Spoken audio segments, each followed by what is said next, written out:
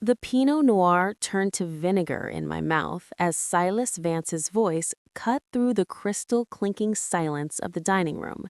It wasn't a shout, it was a low, resonant baritone, cultured and cruel, designed to travel across the mahogany table and hit me squarely in the chest. "Let's be realistic, son," Silas said, swirling his glass, not even looking at me. "We don't bring strays into the house. We feed them on the back porch, perhaps, but we certainly don't offer them a seat at the table. It confuses the lineage." The air in the room vanished. 20 distinguished guests, senators, oil tycoons, and old money heirs, froze. Their forks hovered halfway to their mouths.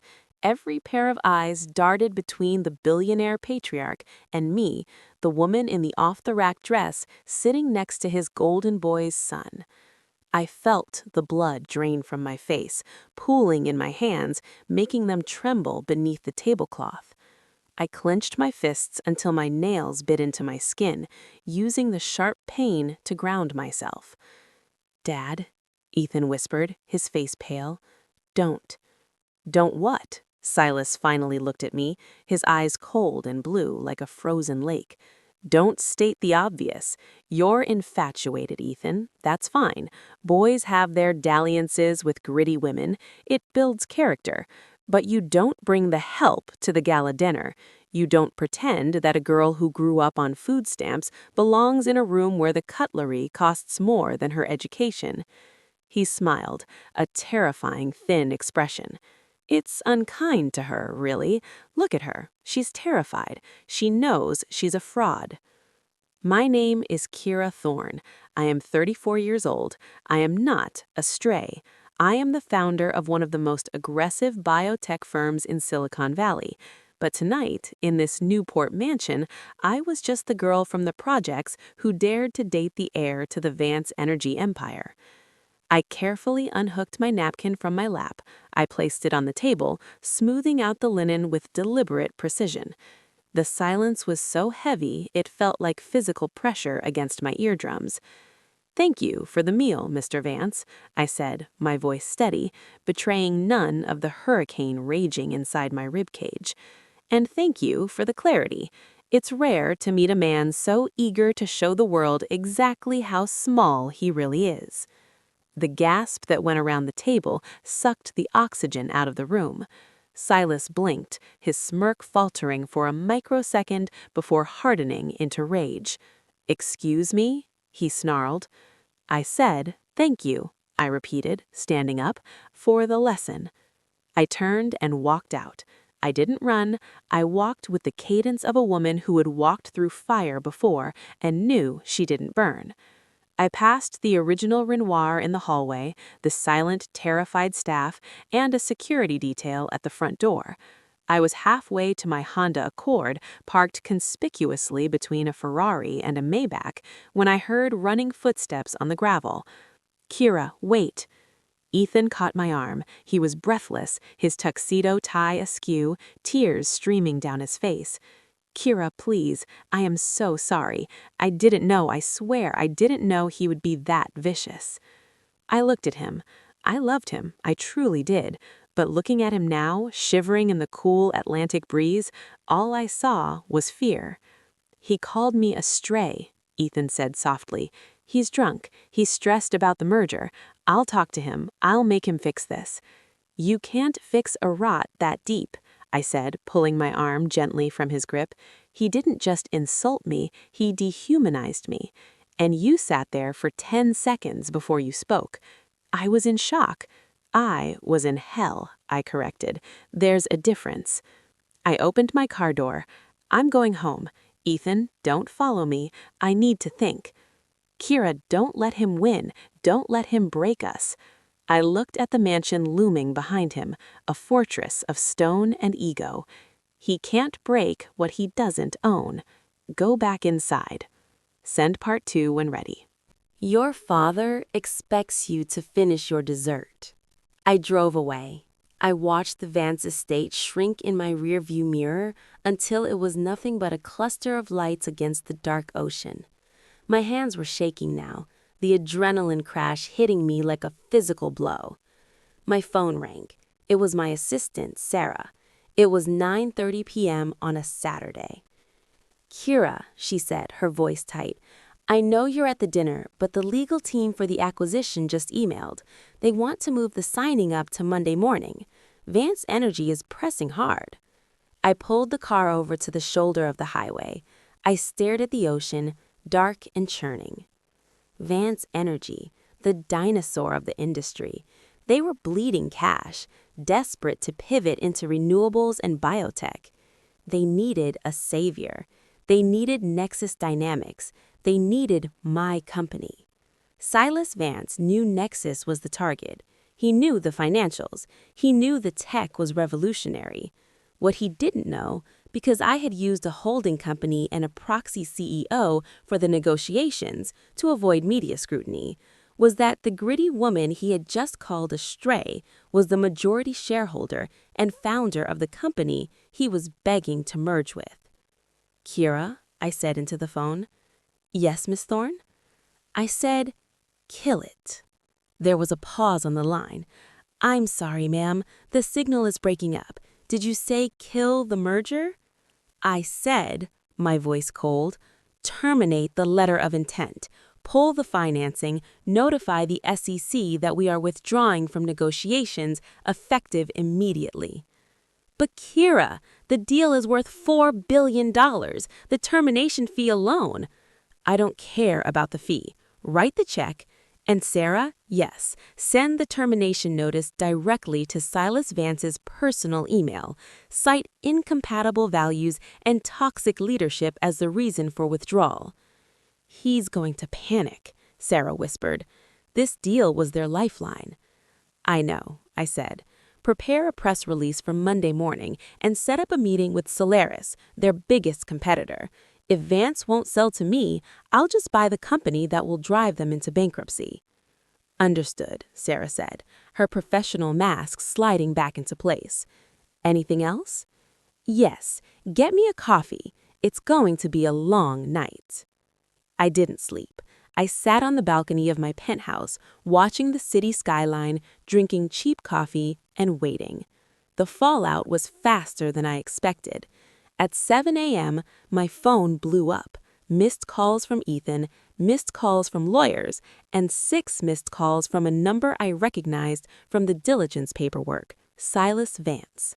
At 8:30 a.m., Sarah buzzed my intercom. "Miss Thorne, there's a gentleman in the lobby. He says it's urgent. He's shouting at security." "Let me guess," I said, smoothing my silk blouse.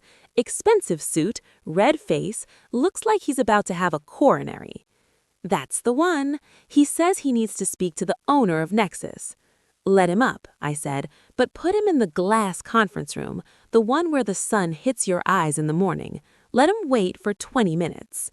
"You're terrible," Sarah said, clearly smiling. "I'm a stray. We have bad manners." 30 minutes later, I walked down the hallway to the conference room. I didn't bring a notebook. I didn't bring a lawyer. I just brought myself. Silas Vance was pacing the room like a caged tiger. He looked older than he had last night. His tie was loosened, his eyes bloodshot. When I opened the door, he spun around, his face contorting into confusion. "Send part 3 when you're ready." "You?" he scoffed. "What are you doing here? Did you follow me? I'm waiting for the CEO, Kara. Get out. I don't have time for your teenage drama." I didn't say a word. I walked to the head of the table and sat down in the leather executive chair. I swiveled slightly, crossing my legs. "Please sit down, Silas," I said. He froze. He looked at me, then at the empty chairs, then back at me. The realization hit him slowly, creeping up his neck like a rash. He looked at the logo on the wall behind me, the Nexus Helix. Then he looked at the girl from the projects. "No," he whispered. "That's impossible." "Is it?" I asked. "You did your background check, didn't you? You saw the foster homes. You saw the community college. You saw the waitressing jobs." I leaned forward, resting my elbows on the mahogany table, a table that cost more than his car. You saw where I started, Silas. You were so busy looking down your nose that you forgot to look at where I went. You missed the patents. You missed the IPO. You missed the fact that the gutter trash you insulted last night owns the oxygen your company needs to breathe. Silas sank into the chair opposite me. He looked small, deflated. "Kara," he stammered, his voice trembling. "Miss Thorne, there has been a misunderstanding." "Was it a misunderstanding when you called me a stray? Was it a misunderstanding when you said I polluted the lineage?" "I was drunk," he pleaded. "It was a private dinner. It had nothing to do with business." "It had everything to do with business," I snapped. "My business is built on looking for potential where others see nothing. Your business is built on exclusion, on prestige, on the idea that names matter more than innovation. I don't partner with dinosaurs, Silas. I bury them." "You can't do this," he said, sweat beading on his forehead. "Without this merger, Vance Energy shares will tank by noon. We'll be insolvent in 6 months. Think of the employees. Think of Ethan." "I am thinking of Ethan," I said. "I'm thinking he deserves a father who isn't a bigot, and I'm thinking he deserves a future that isn't tied to a sinking ship." My phone buzzed on the table. I glanced at it. "That's Solaris," I said. "They're very excited about the acquisition offer. They're calling to finalize the terms." Silas looked like he might vomit. "Please, name your price. We'll renegotiate. I'll give you a board seat. I'll give you—" "I don't want a seat, Silas," I cut him off. "I want the table." I stood up. "Here is the new deal. Nexus will acquire Vance Energy, not a merger, an acquisition. We will buy you out for pennies on the dollar to save the company from bankruptcy. But there is one condition." "Anything," he breathed. "You resign immediately. No golden parachute, no consulting fee. You walk away and you never step foot in the building again." His mouth opened and closed. You can't be serious. I built that company." "And last night you destroyed it," I said. "You have 1 hour to decide. After that, I sign with Solaris and your stock hits 0. I walked to the door. "Oh, and Silas, on your way out, use the service elevator. We like to keep the lobby clear for people who actually belong here." I left him sitting there, a king in a glass cage, watching his kingdom burn. I went back to my office. Ethan was there. He was sitting on my sofa, head in his hands. Sarah had let him in. He looked up when I entered, his eyes red. "I heard. The news is already leaking. The stock is in free fall." "I gave him a choice," I said, leaning against my desk. "I know." Ethan stood up. He walked over to me, hesitating, then stopped a foot away. "He called me, he screamed, he told me to fix you, and—" Ethan took a deep breath. "And I told him he was right about one thing. I didn't deserve you, but not for the reasons he thought." He reached out and took my hand. "I resigned this morning, Kira, before the stock crash. I'm done. I don't want the money if it comes with his strings. I don't want the legacy if it means watching him treat people like garbage." I looked at him, searching for the fear I had seen last night. It was gone. In its place was a quiet, terrified resolve. "You walked away from billions?" I asked. "I walked away from a bully," he said. "I'd rather be a stray with you than a prince with him." I smiled, and for the first time in 24 hours, the knot in my chest loosened.